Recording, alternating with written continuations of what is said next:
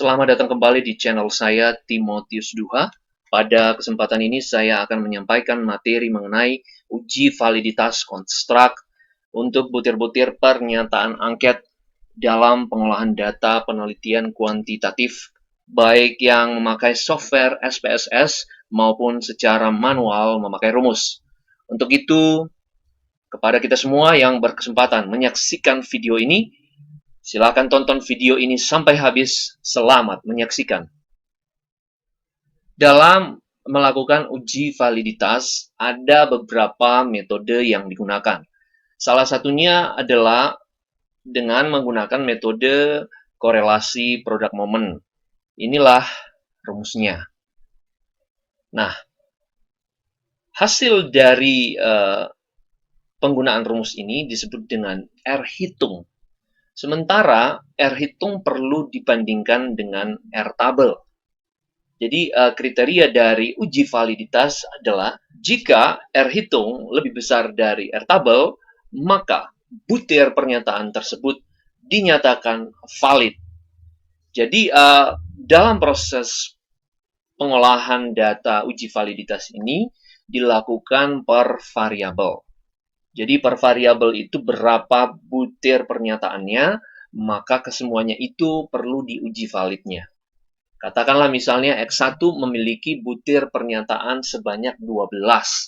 Maka ke-12 butir pernyataan tersebut perlu diuji kevalidannya. Apakah itu uji validitas? Adalah uji yang bertujuan untuk menguji sejauh mana ketetapan atau kecermatan suatu alat ukur dalam melakukan fungsi ukurannya. Jadi alat ukur di sini adalah indikator. Jadi indikator itu dijelaskan oleh butir-butir pernyataan. Jadi secara hierarki bahwa penelitian terangkum dalam satu judul. Dalam satu judul itu terdiri dari beberapa variabel. Dan setiap variabel itu terdiri dari beberapa indikator. Dan indikator itu terdiri dari butir-butir pernyataan. Ya, jadi semakin banyak butir-butir pernyataannya, maka semakin baguslah indikator itu digunakan sebagai alat ukur. Nah, tentu secara teoritis bahwa setiap alat ukur indikator harus mampu dijelaskan oleh butir-butir pernyataan. Katakanlah misalnya indikatornya adalah disiplin. Contoh misalnya. Maka disiplin itu perlu diinterpretasikan atau dijelaskan oleh butir-butir pernyataan. Misalkan, untuk menjelaskan disiplin, maka butir-butir pernyataannya misalnya, datang sebelum jam kantor dimulai. Pulang setelah jam kantor selesai. Tidak membawa peralatan perlengkapan kantor di rumah. Setiap jam kerja memakai baju seragam. Tidak keluar masuk di kantor tanpa seizin atasan. Jadi itu kan, butir-butirnya ini menjelaskan disiplin. Jadi kalau misalnya butirnya di pernyataan itu mampu menjelaskan daripada indikator, maka itu dinyatakan, sekali lagi ya, maka itu dinyatakan valid. Itu secara teoritis, tetapi secara kriteria atau persyaratan, tadi saya katakan bahwa R hitung lebih besar dari R tabel. Nah, kalau misalkan kita memiliki, katakanlah misalnya variabel X1 ya, maka kita memiliki butir pernyataan sebanyak 12 ini. Maka inilah kalau kita memakai tingkat kesalahannya 5%, maka di sini ya. Maka penggunaan rumus ini nilainya atau R hitung ini harus lebih besar dari 0,53. Artinya nilai R hitung wajib lebih besar dari 0,53 sehingga dapat dinyatakan valid. Untuk itu kita perlu menguji kevalidan semua butir pernyataan di semua variabel. Jadi misalnya di dalam suatu penelitian ada variabel bebasnya dinamakan X1 memiliki 12 butir pernyataan. Nah, yang ke-12 inilah yang akan kita ujikan kevalidannya. Apakah misalkan nomor 1 setelah dijawab oleh 10 orang, apakah pernyataan ini valid atau tidak? Begitu juga yang soal nomor yang kedua setelah dijawab oleh 10 responden, apakah butir pernyataan nomor 2 di variabel X1 itu apakah valid atau tidak? Dan seterusnya hingga butir ke-12. Nah, begitu juga dengan variabel X2. Kita perlu memvalidkan ke semua butir pernyataan. Ini ada sebanyak 9. Lah tadi di X1 banyaknya 12. Lalu kenapa di X2 banyaknya 9? Jadi perlu saya jelaskan banyak tidaknya butir pernyataan itu tergantung banyaknya indikator di variabel tersebut. Jadi secara normal, secara titik aman bahwa satu indikator itu biasanya terdiri dari 3 butir pernyataan. Jadi kalau kita lihat ini ada 9, maka sudah bisa dipastikan bahwa indikatornya ada 3. Jadi alat ukur untuk menguji X2 ini memiliki 3 indikator. Dan 3 indikator itu masing-masingnya memiliki 3 butir pernyataan. Sehingga butir pernyataannya menjadi 9. Baik, sementara variabel Y itu memiliki 15 butir pernyataan. Jadi bisa dikatakan bahwa indikatornya ada 5. Oke, jadi kesalahan mahasiswa selama ini bahwa persepsinya bahwa per satu variabel itu jumlah butir pernyataannya harus sama. Misalnya X1 10, X2 10, X3 10, itu harus 10-10 sehingga butir pernyataannya sebanyak 30. Walaupun jumlah indikatornya berbeda-beda. Harusnya apabila jumlah indikator berbeda, maka butir pernyataan juga berbeda. Semakin banyak indikatornya, maka semakin banyak pula butir pernyataannya. Jadi itu pemahaman awal. Baik, kita akan mengujikan ya, kevalidan dari butir-butir pernyataan di X1 ini.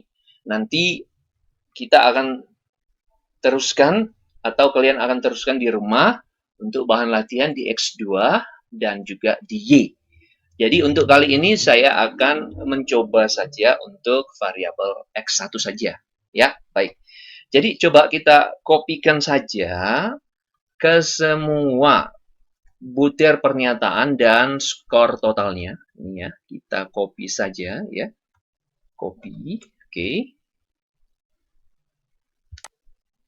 Ke dalam SPSS.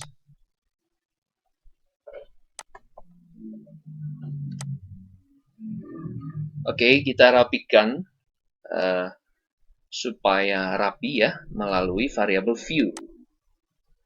Oke, yang pertama kita ganti namanya. Ini ya, X1A.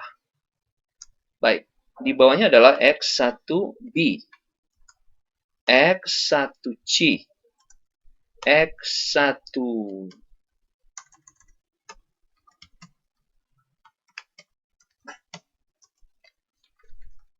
Oke, namanya sudah kita ganti, jadi ada 12, kemudian 1 skor total. Kemudian desimalnya kita ganti menjadi 0 ya. Oke.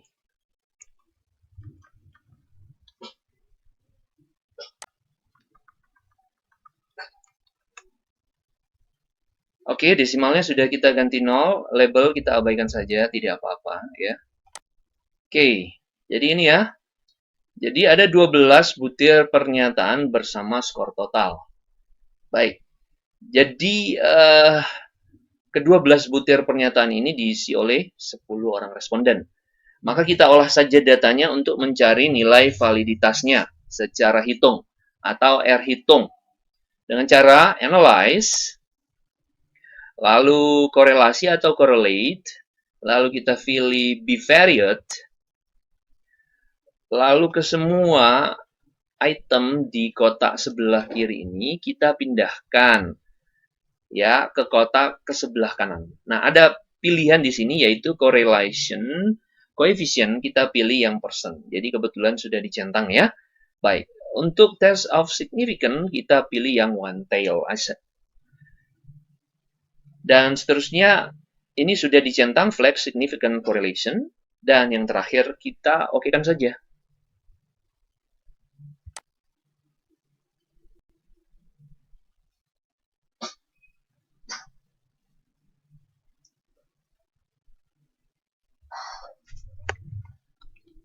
Oke, ini hasil korelasinya sudah kita dapatkan. Saya kopikan saja ya. Copy ya.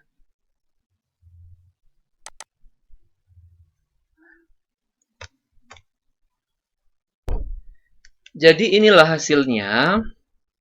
Untuk butir pernyataan nomor 1 di variabel X1 sebesar 0,624 ya. Kemudian untuk nomor 2 0,756. Untuk yang nomor 3 sebesar 0,869. Untuk nomor 4 sebesar 0,660. Dan untuk yang kelima 0,803. Jadi kalau kita lihat yang kelima ini, ya, ini valid.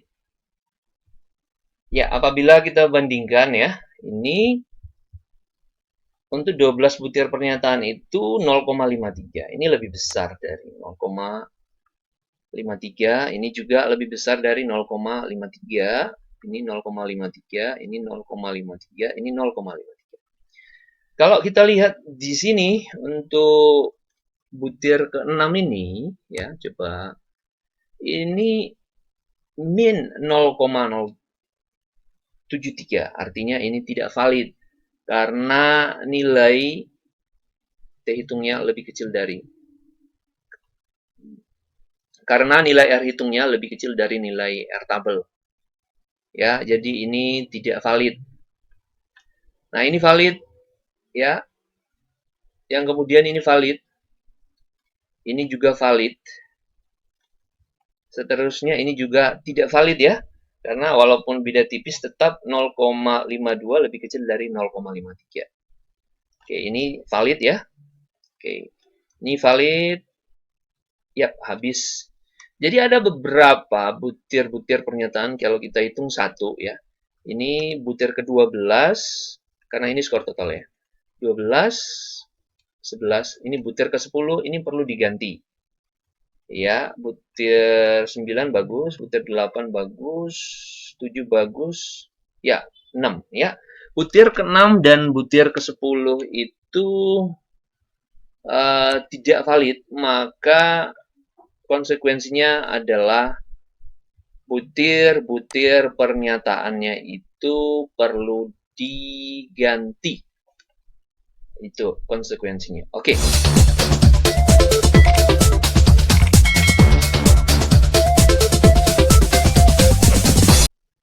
Ya, kita mau menguji ya yang berapa ya? 5 saja ya.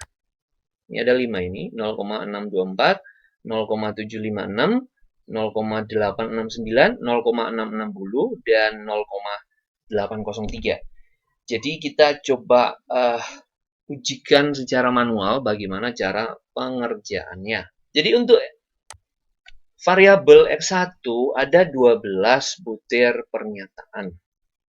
Jadi begini, karena kita memakai korelasi produk momen, maka kita membutuhkan sigma X dan sigma Y. Jadi sigmanya adalah dari sini X-nya. Sigma total keseluruhan untuk X1 bagian 1, X2 bagian 2. Nah, untuk Y-nya nanti, untuk sigma Y, mencari sigma Y, maka data Y-nya berasal dari skor total. Jadi, peran skor total di sini untuk korelasi produk momen pencarian validitas berubah perannya menjadi variabel Y. Oke, jadi inilah untuk butir pernyataan apakah valid? Ya, valid karena nilainya sebesar 0,62402. Caranya gimana?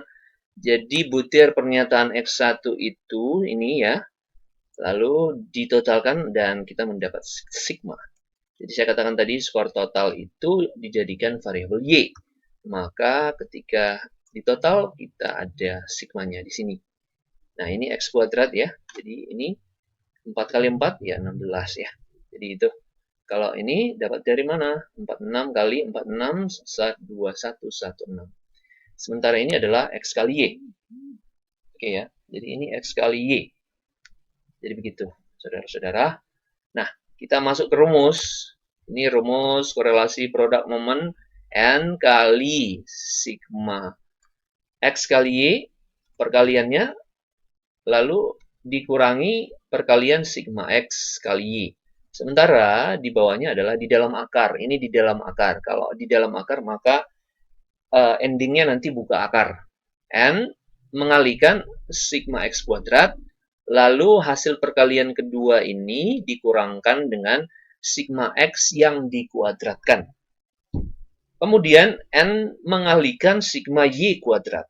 Hasil perkalian ini akan mengurangkan sigma Y yang dikuadratkan. Jadi setelah melalui proses di sini, lalu kemudian kita lanjut di sini, kemudian kita lanjut di sini, maka tibalah kita di bawah sini ya, setelah akarnya dibuka ini. Akar dari 255, akar dari 1736 adalah 41,66. Maka ini buka akarnya, hasil buka akar kita kalikan saja sehingga hasilnya 208. Pembagian pembilang dan penyebut sehingga menghasilkan 0,62. Baik, itu untuk butir pernyataan pertama di X1. Oke ya. Baik, selanjutnya adalah ini untuk uji validitas butir yang kedua di variabel X1. Didapatkan nilai R hitung sebesar 0,75.